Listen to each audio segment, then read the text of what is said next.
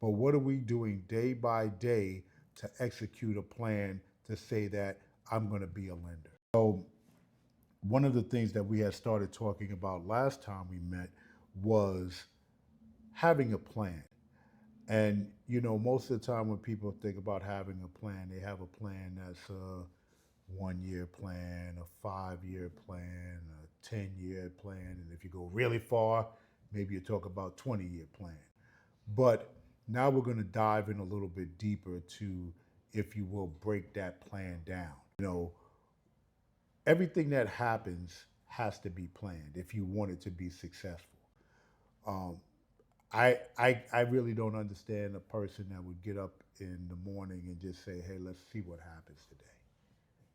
Now we might see ultimately what good God has and what path he wants to direct us in, but you should have a plan day by day. And it's a lot easier to have a plan when you understand how God works.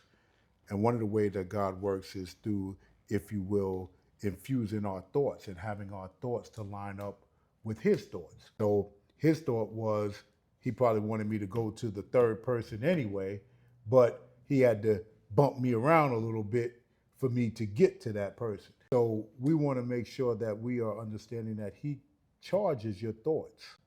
The word says that he will make your thoughts become agreeable with his purpose. So we want to make sure that we are living purposefully so that we can be effective. And again, now we're going to dive into talking about day by day having a plan. What's the plan for today? And then when today is coming to a close, what's the plan for tomorrow? Writing that plan down. There are established principles that we have to surrender ourselves to understand that God has a predetermined outcome for our lives to benefit us so that we can prosper. Like you said, He wants to teach us how to profit. We should make a list of every day of what we want to do, what we want to get accomplished. Because again, nothing happens by accident. This is going to arrange our actions to achieve a desired goal.